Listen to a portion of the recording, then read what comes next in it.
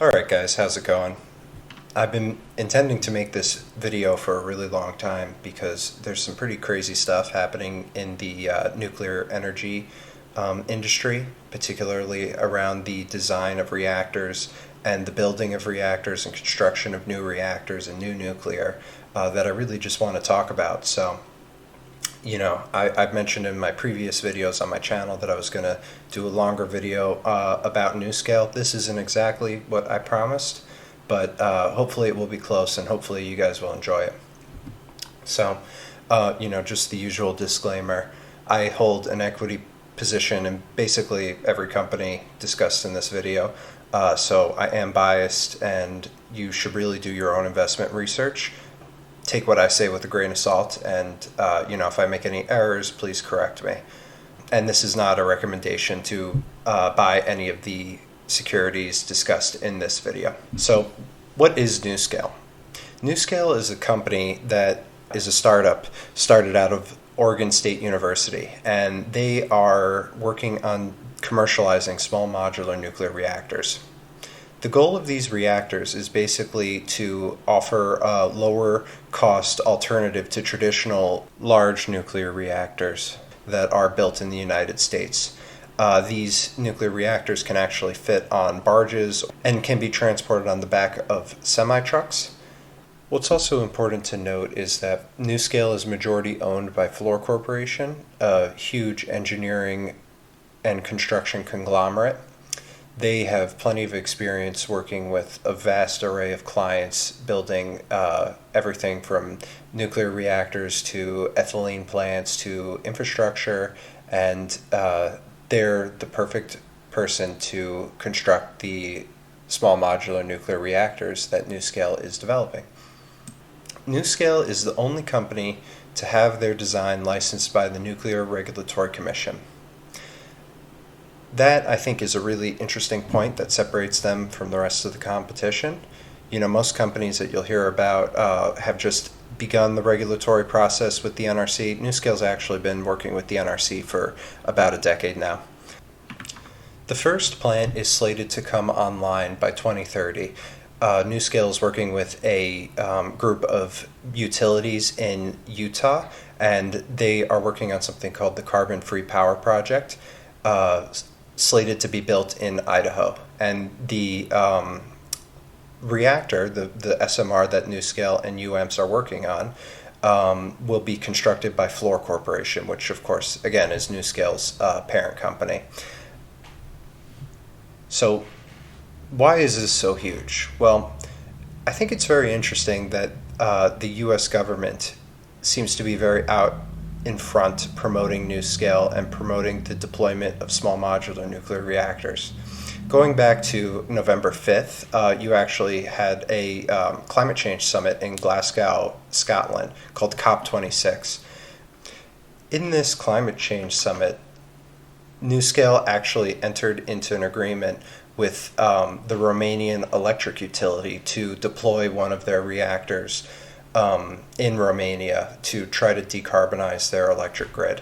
And what was really interesting is not only is this an agreement between NuScale and the Romanian Electric Authority, but it is also an intergovernmental relationship that is being built. So you actually had the U.S. State Department as well as the U.S. Energy Department get together with the Romanian government to basically endorse this deal that has been made. So, as you can see here, NuScale has a number of potential partners. Obviously, the most mature of these partners is the relationship that NuScale has built with UAMPS, but there's quite a lot of business to be gained here.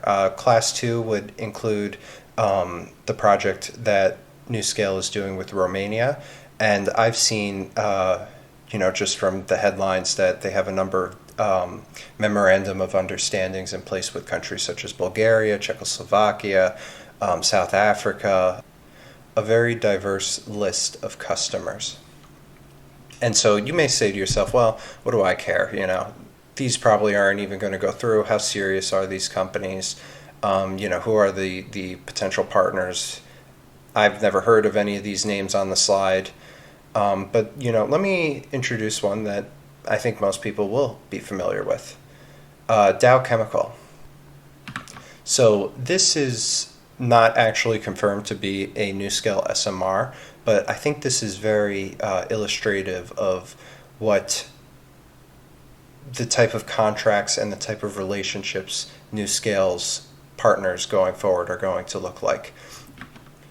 Dow Chemical has said in their 2021 Investor Day presentation that they're investigating the deployment of small modular nuclear reactors to decarbonize their chemical producing facilities.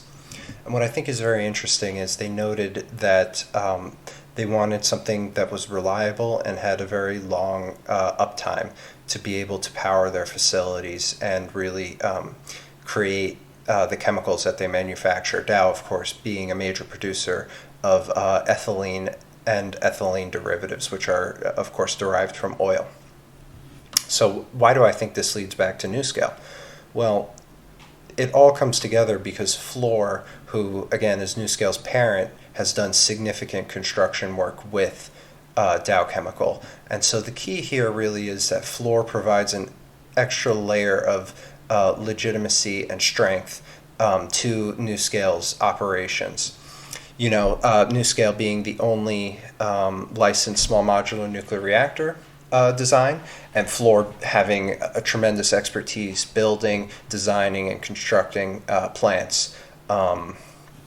So it would make a lot of sense if Dow and Fluor and NuScale were to collaborate on all three. And I suspect that you will see more and more conversations about this and potential projects like this popping up in the near future. So, how does this all tie together? Well, very interestingly, NuScale has actually decided to go public via a SPAC deal. Now, I don't want you investing in the SPAC, but you should consider investing in Fluor because I think there is a lot of potential risk associated with an investment in NuScale or the NuScale SPAC. What if the SPAC deal doesn't go through? What if the global sentiment towards nuclear power takes another negative turn? I think there's a lot of question marks here. But Fluor is extremely interesting for the reasons I've outlined on my channel. They're a major Fortune 500 business. They have tons of revenue, and their market cap is low enough to where a NuScale IPO with this SPAC has the potential to show up on their balance sheet and really influence the valuation of the company. So NuScale will be owned 60% by Fluor, and I think that this is really going to benefit Fluor investors substantially. This was actually something that I thought might happen when Fluor first engaged Guggenheim, the company which has been advising NuScale.